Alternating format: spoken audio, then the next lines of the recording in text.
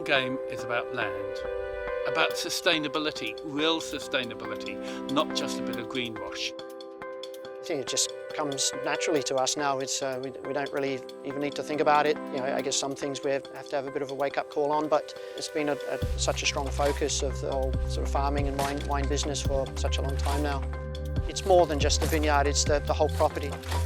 Our sort of culture here is that we treat all of the land with the same respect. It's not just the vineyards.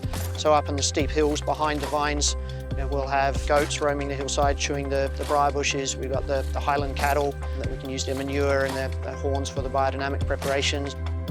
Part of being sustainable is to think about the natural environment, what should be here, because we've obviously made quite an imprint on the landscape with our vineyards. So in areas where we can restore some native plantings to attract some of the native birds back into the area. We've got plans to restore the creek bed at Calvert Vineyard. It's a nice cultural aspect of the business that is just takes you away from growing grapes and producing wine, and we're giving something back to the environment and the place that we're borrowing. There is no time when this land has had some kind of ideal past. The past is a continuum, it changes all the time, changes forever. We used to call this piece of land Afghanistan. We kept the goats on it, and it's great goat country, they love it here. But I don't think we ever thought that we'd be able to restore it.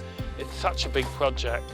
We're starting to replant it back to natives and try and create something that's a little more of an orderly ecosystem for the land by the stream and by the vineyard to enjoy. This is Pipeclay Creek. It's the tail race of an old water race that has fed the goldfields up here in the back since the 1860s and is still running, carrying water from springs the miners found all that time ago.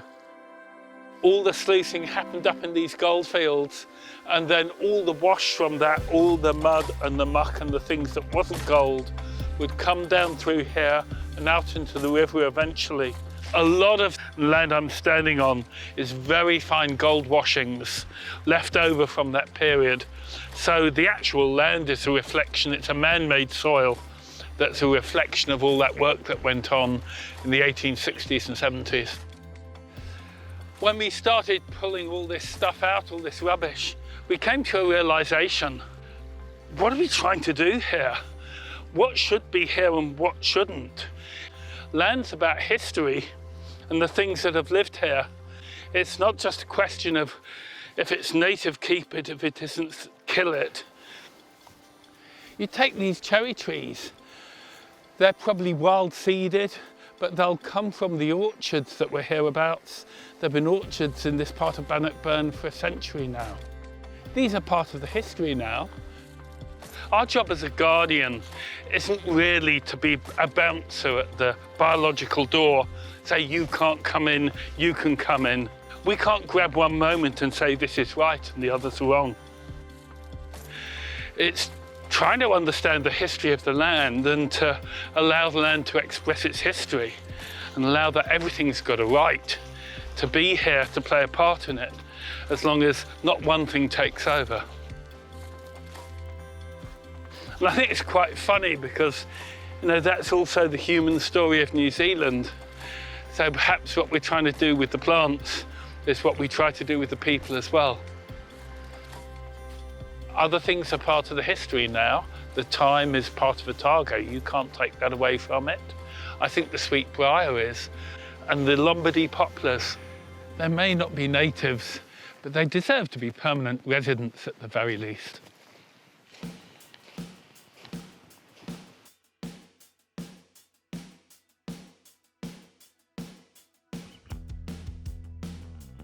Oh, we've got an entire army here and a lot of enthusiastic eco warriors that I think we're going to deal with this briar and gorse. We have just got official approval to undertake restoration of this land. It's public land, and there's about 3 hectares of it on the eastern side of Cornish Point. That's our vineyard up on top. It's a beautiful piece of land that deserves some love. It's been neglected probably forever. It was never farmed, it was always just the flank of the Kawerau River. And then when the lake was filled in 1993, it sort of became a little bit landlocked, and in a lot of areas it's just covered with these willows and briar and gorse. So we started here a few months ago, just to sort of trial it to see how it would work. And we started cutting back the willows and the gorse and the briar out of here. Like when you're standing up here now, you wouldn't have been able to see through here, it was so thick. We've always been very conscious of the land. I mean, it gives a lot to us. Gives us the medium for our vineyards, for our wines. But I think we've got a responsibility for land that's neighbouring us as well. And this site here at Cornish Point is really quite stunning. Being adjacent to Lake Dunstan, that's really fitting with our philosophy of land care.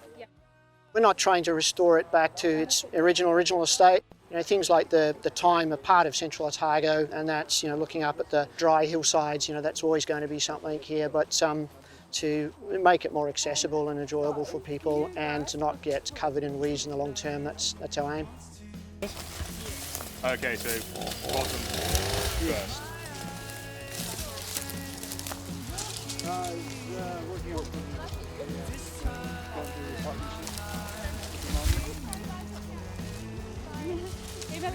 Are we making progress? Just look at them, just going gangbusters.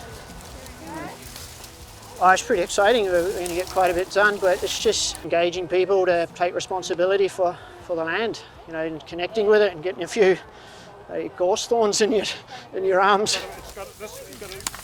Section's not too big because it's quite hard to get this through the mulcher.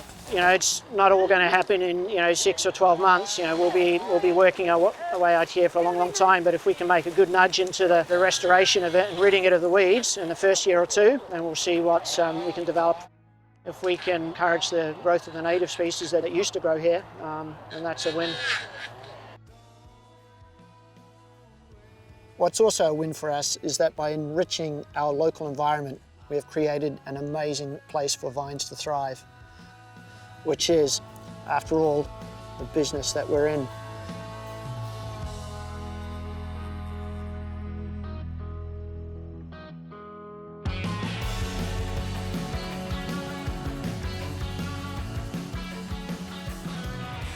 A quote borrowed from the author John Marsden for one of our Harvest t-shirts best sums up this philosophy. Live as if you'll die tomorrow, but farm as if you'll live forever.